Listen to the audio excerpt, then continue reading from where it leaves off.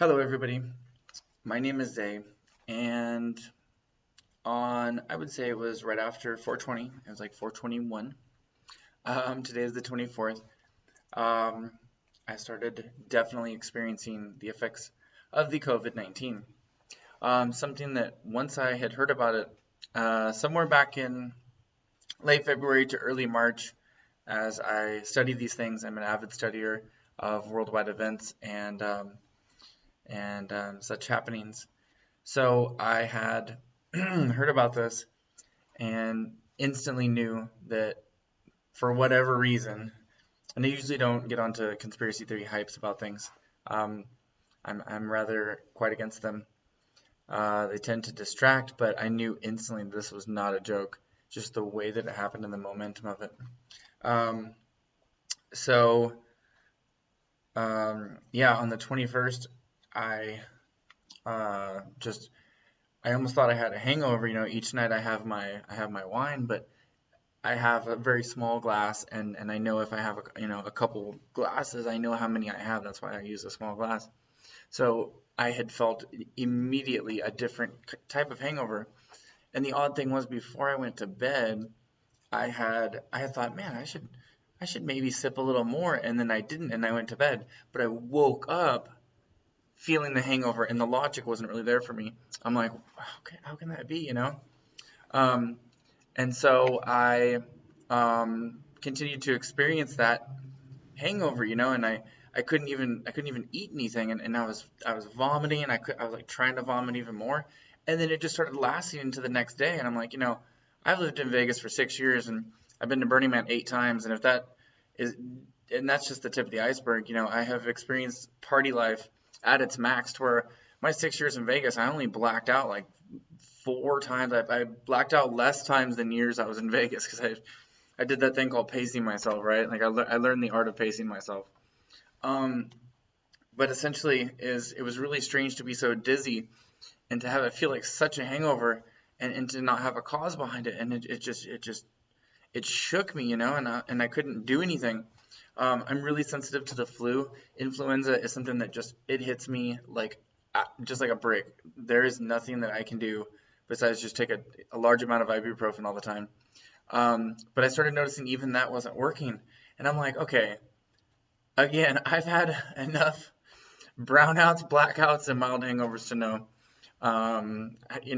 if I take 4 ibuprofen equaling 800 milligrams, and then I do so in another 4 hours, and then I do so a third time, which I know is, not the most healthy thing, and I still feel like I have a hangover, something's wrong there, And and I didn't put two and two together until the next day, and it was the same feeling. And then it started feeling like these little speckles, like little speckles. That's why I did the little background here. I was trying not to do background, but the little speckles. It felt like little speckles everywhere. That's how it feels. It feels like speckle. Um, so I started feeling that everywhere, and it was very disheartening, because I'm like, oh my God, it's like, and I started feeling like almost like a rash, and I hadn't even read anything about it. So I type it in, I'm like, new COVID effects, rashes, and it's like, oh yeah, there's COVID toes and rashes everywhere, and there is a lot of issues with the heart and the cardio. So it really started to spook me. And then, but last night on the 23rd, which is about the third day of it happening, because it happened the 21st, the 22nd, and the 23rd. And 23rd, yesterday, it became the first day that the pressure was on the chest. And it feels like somebody, like, it sounds bad, but it feels like a rapey vampire. COVID feels like a rapey vampire that keeps on poking you everywhere, and he just wants to bear hug you like every 8 hours. He's like, you know what? I feel like bear hugging you. You're like, oh my God, can you not do that? And then when you try to breathe in, it hurts. So you're like, it's so rapey, because it wants to dominate you, but it doesn't feel like that all the time. And that's the sort of catch with it. It feels only like that when it feels like that. And then the rest of the time it feels like the hangover of a mild psychedelic. I mean, it literally feels like a tryptamine almost. But very, very light. Um, and so and I've been completely sober so I could study it.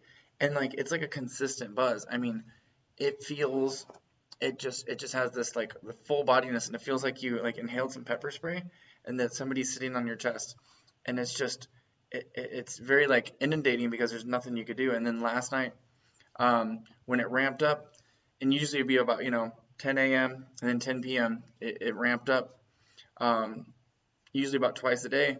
And when it ramped up, I could not sit down anywhere. Everything was overheated, and I'm just like, oh no, no, no, no. And then I was like, I just sit there and moan, and then, but when you go to sleep, your body's like on full protection mode, and um, so I woke up today. I felt decent. We were supposed to go to a beach house. My friend has like it's like a second house, and we were supposed to just run over there real quick and go over there. And I was just like, I just can't do it. And I have a specific place that I sleep here on the couch that's very comfortable. Um, so, um, but anyways, today it's just been consistent, and much like I can never say the word phenethylamine.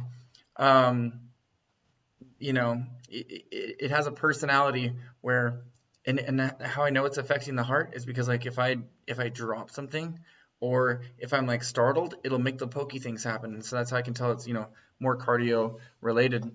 Um, uh, and so, but like if I listen to like, and I'm the biggest fan of trance music you will ever meet.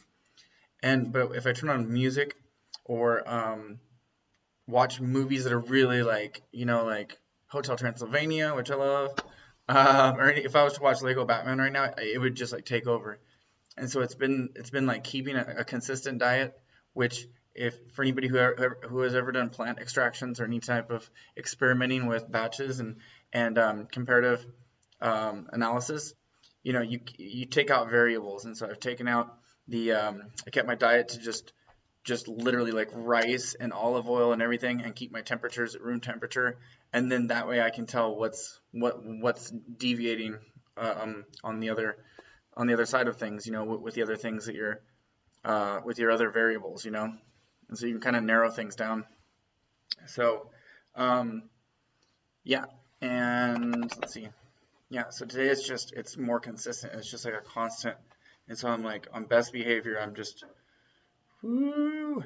And you don't know how bad I want to sip of wine right now, but I don't want to exacerbate. I want to do a few days of, because last night it was really, really intense, and I'm like, oh my God, I don't want to go to the ER. So, anyways, I just wanted to make a video to tell you about my experience in case I die or in case something happens. At least you guys know that I was like doing my best to understand it and to help other people. Chris Cuomo, the CNN reporter, he had been diagnosed with it, and he went through a process, and so I found it really inspiring. Um, and plus, I've always been the person that, when somebody's gonna like try out a new psychedelic, they're like, "Give it to Zay," and he'll give us a cool little phrase, and I'll be like, "Oh, it's got a little bit of engine transmission. It's got this and that, and like two blue, one square."